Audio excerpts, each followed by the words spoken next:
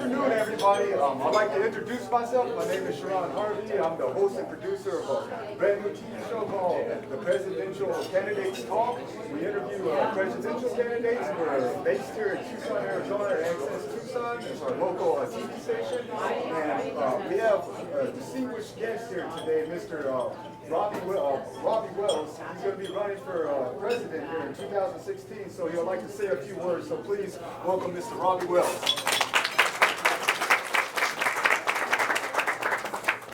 Well, it sure is great to be here, and I want to thank Israel and everyone right here at Giuseppe's.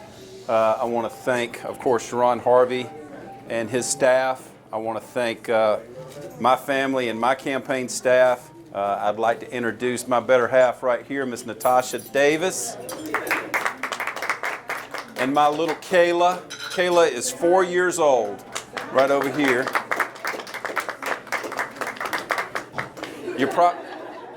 You guys are probably saying to yourself, well, who is this guy that's running for president of the United States? So let me tell you a little bit quickly about myself, and then I'll tell you a little bit about what I believe in.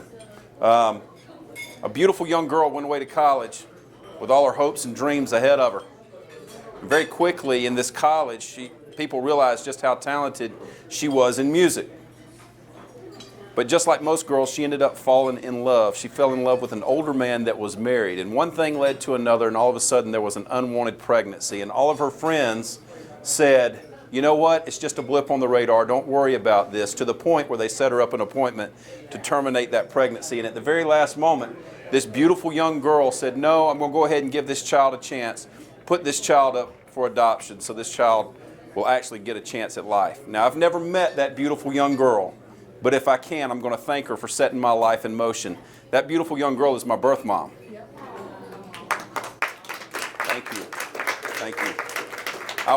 I was adopted when I was 6 weeks old by a Baptist minister and his wife, and I grew up in the South. You can probably hear a little bit of that in my accent. I lived in Clayton, Alabama.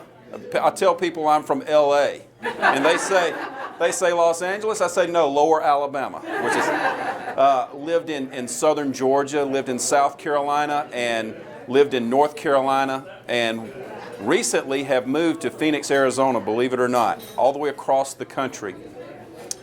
But that's a little bit about my background. Now, I've known since I was 8 years old that I was going to end up running for president one day, and I'm actually going to be the president. Okay, I'm going to tell y'all that right now. When I was 8 years old, my family friend, Jimmy Carter, who my father worked with when he was the governor of the state of Georgia. My father sat on a committee that oversaw the special needs kids because my older sister was special needs. And so I saw Jimmy Carter go from being a farmer to being the governor, and then when I was 8 years old in 1976, Jimmy Carter won the White House. And it put a stamp of inspiration on my heart that one day I would run and become the president of the United States. So here we are, many years later, and I'm fulfilling that lifelong dream of running for president. Now, I'm not Mitt Romney, okay? I'm definitely not Hillary Clinton. I'm a middle-class citizen, and I wake up every morning, just like most of you do, wondering how I'm going to provide for my family, feeling like my American dream for the past 7 years has been tossed in the garbage can and replaced with an economic nightmare. Well, I'm telling you, this is not the norm. And we've got to get back to being America, and we've got to get back to doing what made this country great. And I've got a plan to do just that. My plan is called Eaglenomics. Eaglenomics takes the absolute best from the left wing and the absolute best from the right wing. And it gets people working together again in Congress. You see, in the past 25 years, we've had 3 government shutdowns. We've had an economic meltdown. We've had constant war in the Middle East. We've had millions of manufacturing jobs that have been lost overseas because of some poor legislation that was passed through in the early 90s. And on top of that, currently we rank 36 in the world in the field of education. That's not good enough for me. I was an educator for 20 years on the high school and on the college level. In fact, I was the CEO of an NCAA Division I football team in Savannah, Georgia, at Savannah State University. I know exactly what we need. You need a president that's going to go back and empower the teachers on the state level to actually teach the curriculum. But we've got some major problems with education because I truly believe that every American citizen deserves the right to be able to get a good education. And the system that we got right now was set up over 100 years ago when all you needed was a high school education to get ahead in life. Well, as we've progressed and times have changed, now we've got to look at better things. President Obama in the past week has talked about proposing a plan for free education for the first 2 years of college or a trade degree. My plan actually takes it further than that and gets you a free education through 4 years of school. And we've got the plan to get the money. First of all, we're giving away over $50 billion a year in foreign aid. It's time for us to take care of our own backyard instead of worrying about everybody else's backyard for a while. Okay? Thank you. You know, we can take that money and we can put it right there for free education at our public institutions of higher learning, because we're only spending $62 billion a year. Now that sounds like a lot of money, but in the big scheme of things with our government, it's not. $62 billion. Now, there's another way that we can generate a whole lot more money, okay? And it's returning the liberties and the freedom back to the people. And instead of worrying about these non-offensive criminals that are out here, you know, doing whatever they do with marijuana or whatever. And I don't smoke marijuana, but I'll tell you this. I am for decriminalizing it, I am for regulating it, and I am for taxing it. Because we're wasting $20 billion a year right now in trying to chase somebody down that's smoking marijuana. Okay, that's $20 billion right there. Plus, if we regulated it and tax it, you're talking about another $20 billion. So now we're looking at almost $100 billion that we can sit here, we can pay for free education for all of our citizens, taking care of us for a change. And at the same time, we can use a lot of that money to eliminate the student loan debt. Right now, we've got a $1.2 trillion in student loan debt. Okay? We've got over 25 million Americans in this country that are still unemployed. Okay, we've got over 50 million that are underemployed, and we've got 46 million Americans that live in poverty in the United States. That's unheard of. We've got 149 million Americans that exist on low income and rely on the federal government for some form of assistance. That's not what this country is supposed to be about, guys. Okay, I've taken a hard stand. My campaign slogan is called Rise Up. I've taken that hard stand, and I'm asking each and every one of you to rise up with me. That's really what I'm talking to you about. But now, if you're looking for a candidate that's got a lot of money, I'm not that guy. I represent 99.8% of the population, which makes less than $1 million. I don't make that kind of money, okay? Hopefully one day I can, and I think that we all need that. But my plan does bring prosperity back to this land and gives everybody a chance at it, okay?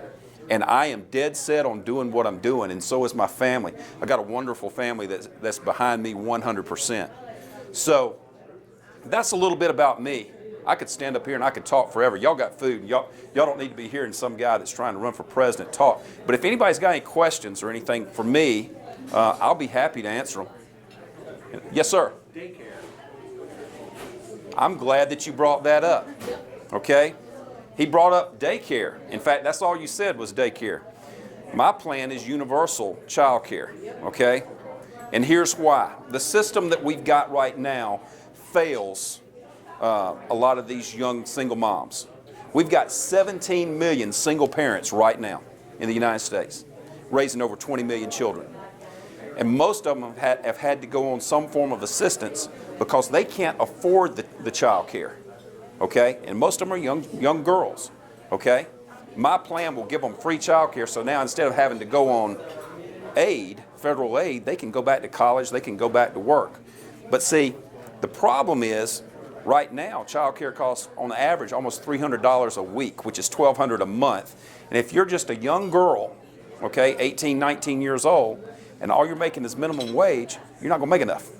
So my plan actually has free child care, universal child care. And we've actually already got the facilities in place. It's called our elementary schools. I hope that answered it. Sure. Anybody else? I have a question. Yes, ma'am. According to your platform, in order for us to be energy independent, how would you force energy companies to not trade their product on the global market? And unless that is done, won't that just be increasing the global supply or having the slight effect of increasing the energy prices? And what effect would that have on the EPA, the Environmental Protection Act? Well, I'm all for clean energy, okay? We're not there yet. We can be there fairly quickly. In fact, as president, I'm going to push forward a plan that within 5 years we could be clean energy here in America and have cars that actually run on hydrogen. But see, here's the problem right now. You got corporate America and the corporate bigwigs that are telling the government what to do instead of the government telling them what to do and say, you're going to move more to clean, okay? So that's what you need. You need some people with thick skin and a backbone that's actually going to stand up and say, no, this is the direction we're going, because if not, we're going to kill ourselves. Okay, number one. Number two, we gain almost 25% of our oil right now from the Middle East every year, okay? But yet we're giving away a lot of oil to China, but we're in debt to China. A lot of this, you know, for each one of us, that just doesn't make sense when you start thinking about why we're taking these steps. My plan is actually to become at least 25% oil independent within the first 3.5 years while we're still relying on oil, so that we no longer have to do bad business with countries in the Middle East that really don't like us very much. And how would that affect our Environmental Protection Act? Well, here's what I'm going to say right now. If we just go back to the late 70s, early 80s and ramp up our supply of oil like we had back then, we've got enough, because we've got more fuel efficient cars now. And if we start moving more and more to the hydrogen, more and more to clean energy, okay, we're not going to need it. We can wean ourselves off it. You're not going to be able to snap your fingers and do it overnight, though. But I will say this. I'm going to give you over 10,000 reasons why we need to be energy independent. Okay? Since Desert Storm, we've lost over 10,000 American lives, and that includes 9/11. That's 10,000 reasons right there why we've got to do it. Okay? I hope that answered it. Yes. Okay. Yes, sir. What do you stand on Obamacare? On Obamacare? Okay. Well, you know, if you're a Republican, you probably don't like me on this one. I believe that every American, this is the greatest country in the world. And a lot of the conservatives will say that Obamacare is unconstitutional. I don't think it's unconstitutional, and here's why. Okay?